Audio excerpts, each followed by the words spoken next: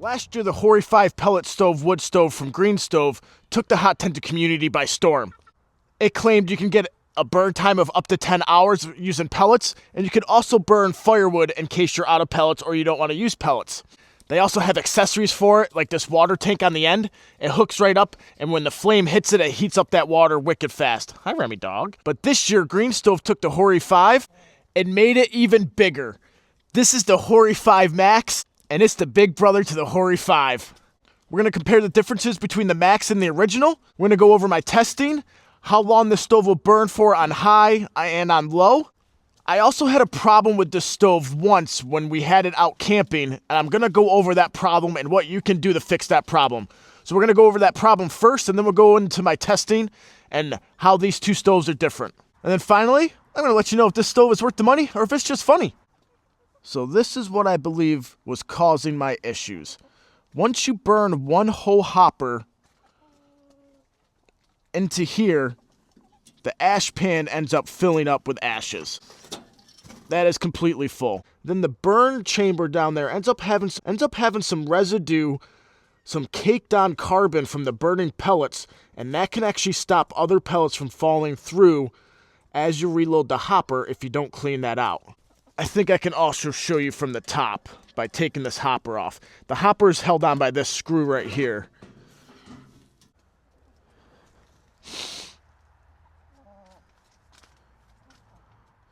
But can you see that crap down there? Just that little bit of stuff can stop those pellets. So, before you reload the hopper, every time you want to make sure that grate is completely clean.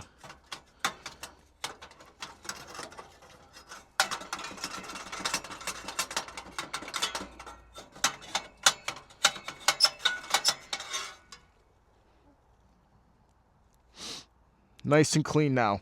You can do that from above or from the little lighting port right here by sticking a tent stake or a flathead screwdriver. I find a flathead screwdriver is best, but a tent stake works in case you don't have a screwdriver with you.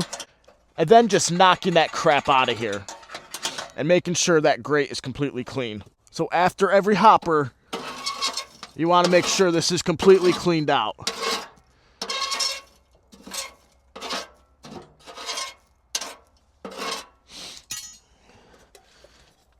Because the ash pan only holds one hopper full of ashes. And if this is full, you're guaranteed to have problems with your hopper. To adjust the burn chamber from low to high is this top knob right here. And what that does is it raises and lowers that metal box right there. So if I loosen it and raise it up,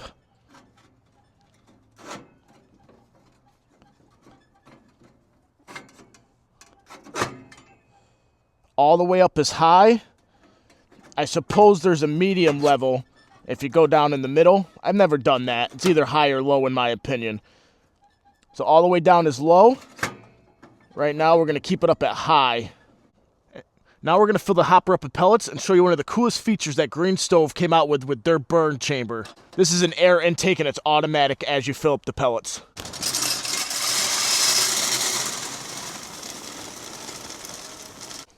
As you can see, it automatically opened, allowing fresh air to get in and burn the pellets down here.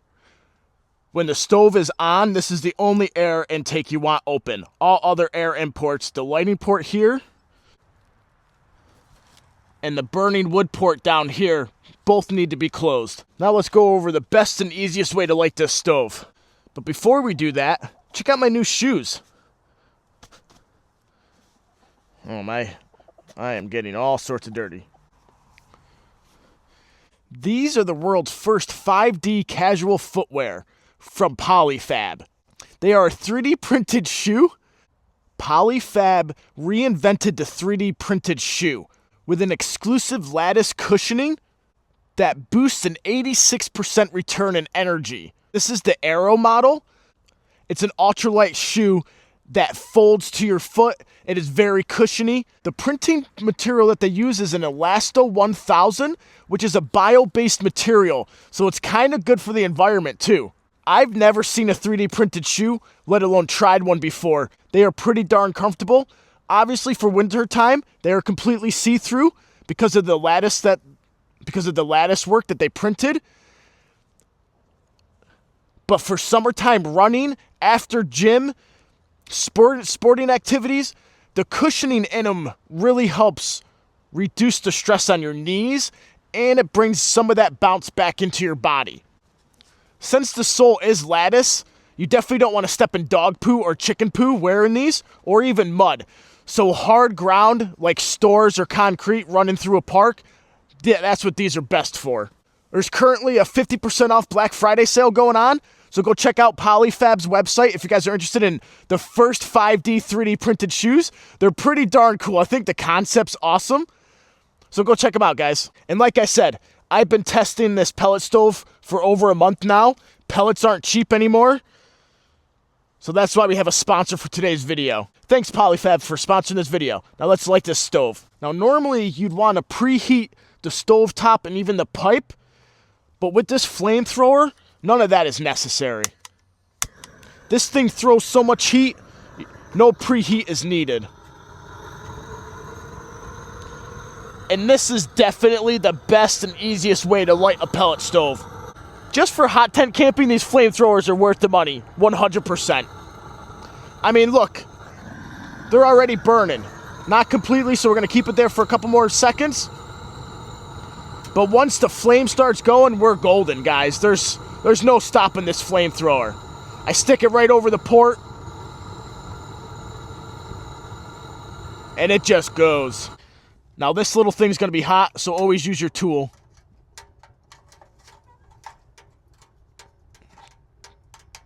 To close that completely, because again, the only air intake you want is right here. So the main difference is obviously size. It is at least 1.5 to 2 inches longer and wider and taller. That's the main difference between the Max and the original, is the size. The Max is bigger, a bigger hopper, bigger burn chamber, more heat. And by more heat, I do mean more heat. The flame is almost twice the size as the original. Here is another big difference. It has heat exchange fins on the back of the stove. What this does is it sucks in cold air from the bottom, heats it up along the stove, and then puts hot air out the top. It works well for circulating heat inside of your tent and exchanging the heat from the stove outside of the stove. So since it's a bigger stove with a bigger hopper, does that mean you get a bigger burn time? I'm going to say no. And we're going to go into my findings right now in my testing. I've tested this. I must have put 20 bags of pellets through this stove. So to put in perspective, one bag will fill this hopper up completely and then fill it up to about here afterwards, or maybe about here. Almost 2 full hoppers out of one bag of pellets, one 40-pound bag of pellets. In my initial testing, I used a mix between hardwood and softwood wood pellets, and on high, I was able to get about 4 hours of burn time out of a full hopper of mixed hardwood softwood pellets. That is a lot of BTUs thrown out of this stove in 4 hours though, guys. A whole lot of BTUs. I don't know of a tent that this stove couldn't heat up on high.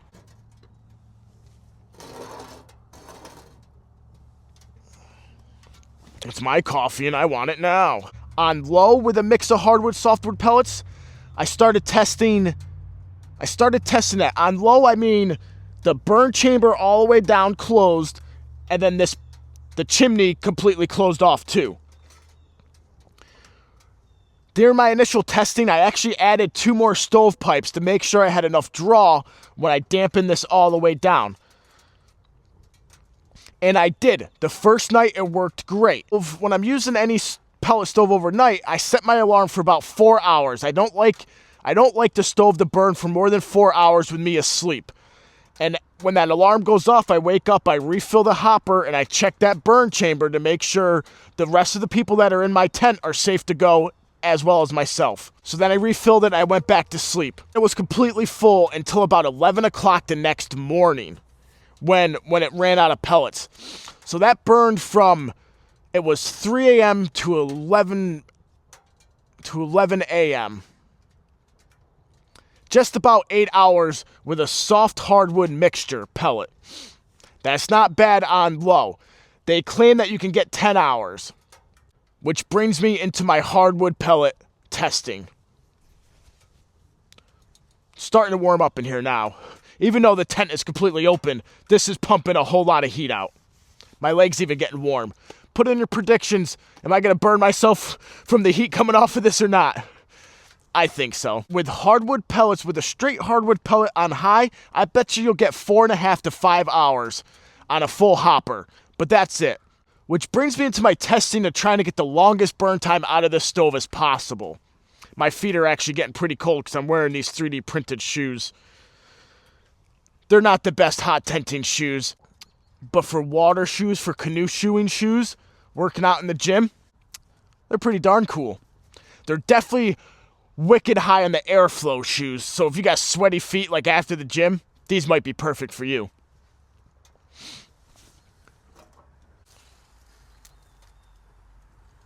That's getting hot.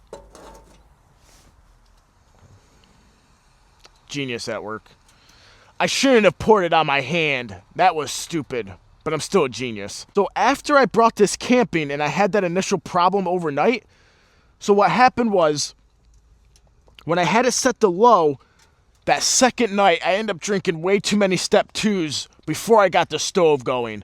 And I never cleaned out that burn chamber grate, which caused the problem. It was burning really low, even when we went to sleep, and I should have known there was a problem then. But I just said, forget about it, I'm going to bed. Which was mistake number 2. Mistake number 1 was not cleaning out the burn chamber. Mistake number 2 was going to bed, even though I kind of noticed there was a problem before I went to bed. Fast forward, it's sleeting out. The sleet wakes me up, and I notice there's a bunch of smoke in the tent. What happened was the fire smothered itself out because the pellets couldn't drop down into the ash chamber because of the remaining crap that was in the bottom of that burn grate. So the pellets were just stacking up and just burning up instead of burning down. That forced smoke up into the hopper, which forced smoke into the tent. Luckily, I woke up. I always have a smoke detector and carbon monoxide detector in my tent when I have any sort of heat source. So, especially a pellet stove, always make sure you have those. So I had those, but it wasn't that long. It wasn't that smoky to set either of those off yet. So luckily, I woke up. I think it was the sleet on the tent that woke me up, to be honest, not the smoke. But I woke up. I noticed the problem. I opened up this port. I cleaned it out I jiggled it around with my tent stake, cleaned all that crap out, and the fire kicked right up and got hot again and was fine the rest of the night. But I was stupid in the fact that I didn't clean that grate out completely before going to bed. So make sure you always do that. Every hopper full, clean that grate, clean the ash pan, and you should be good to go. I haven't had another issue with it backing up and creating smoke in the hopper since, because I always make sure to clean that out every hopper full. So since then, after cleaning it out, I've had no issues with smoke coming up into the hopper after cleaning it out every time you refill the hopper. This water sounds hot enough.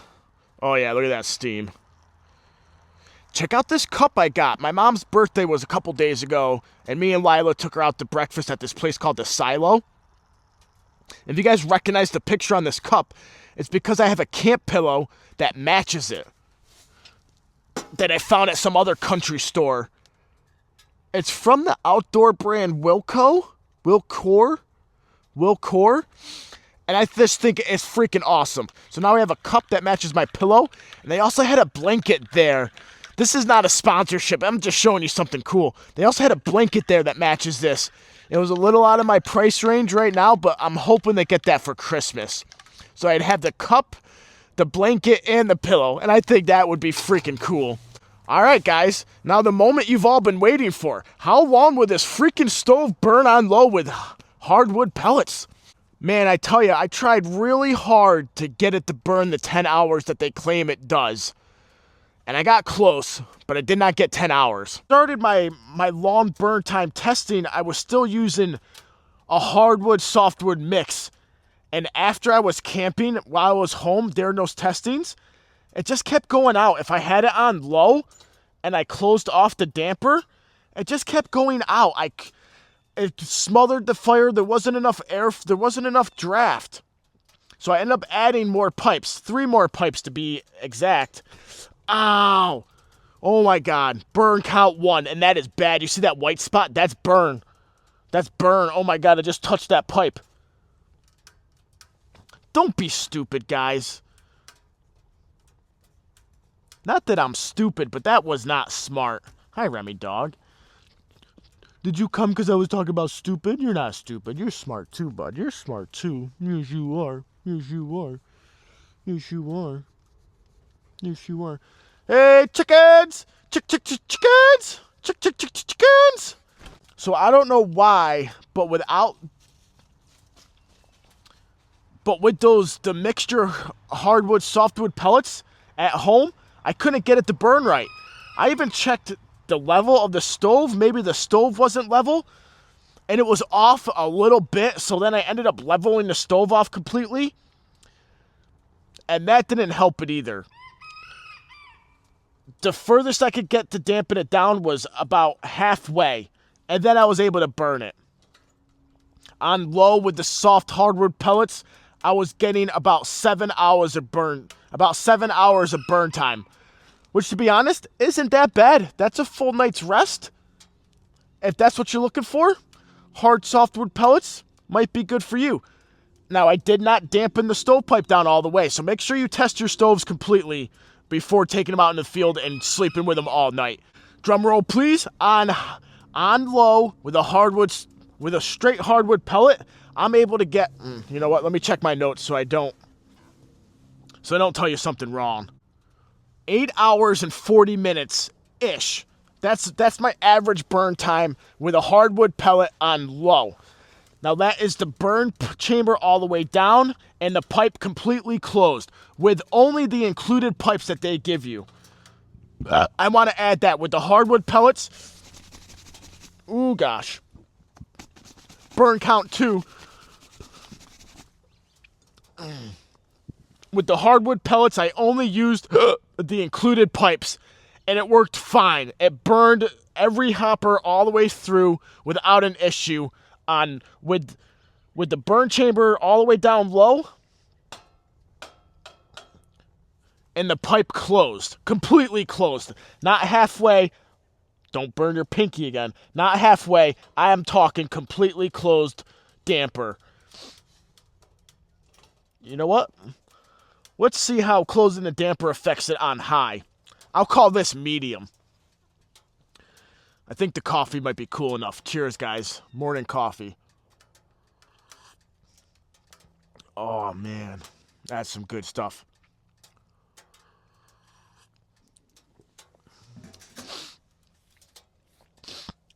Now, being that it's a bigger stove with a bigger oven, that's right, it has a bigger oven. Now, with the original Hori5, I always had problems with ashes falling into the oven. The Hori5 Max is no different. If people tell you otherwise, I think they're lying to you. I can't not get ashes into the oven. It just happens. So you're going to want to cover your food or keep your food all the way to the right side of the oven. But since it has a bigger oven, it means you can burn bigger chunks of wood when you have this in wood stove mode. Do I think this is the best wood stove? No. Do I think it might be one of the best pellet stoves that can be turned into a wood stove? Absolutely. It's wicked cool. The heat output of the stove is awesome. It throws a ton of heat. It heated up the best hot tent from Walmart. I think it's called the Appalachian tent. Amazing. On low, both nights, it was wicked hot in that tent. And I slept at the other end of the tent from the pellet stove. and it still heated it up to almost 80 degrees, I think it was, and it was just above freezing the second night, if I remember right. Go back and watch that video if you're interested in those numbers. So do I think you may be able to get a 10-hour burn on pellets on this? Possibly. I got pretty darn close, almost 9 hours. Maybe you can get 10. I haven't been able to do that in all my testing, but maybe it's possible. I'm not positive Green Stove has a Black Friday deal going on right now, but they might. So go check out Green Stove's Hori5 Max. It is a wicked cool pellet stove, wood stove combo. So do I think it's worth the money if it's just funny? If you have a smaller tent, I would go with the original Hori5. If you have a big hot tent and you need a high heat output, check out the Hori5 Max. Thanks a lot for watching this pellet stove adventure. This was the Hori5 Max. Happy Thanksgiving, which was a couple days ago. And Merry Christmas, everyone. Best Christmas present for any hot tenter is a flamethrower. All right, so I have it toned down to medium. Check it out on high. Immediate kick up. Even the flame is bigger. And one thing I'd mention, as the pellets burn down, this is one of the coolest features of Green Stove's pellet stoves. As the pellets burn down, the air intake will automatically close, shutting off this air port and sucking air in from the hopper holes. It's a pretty ingenious design and one of the coolest things about their pellet stoves.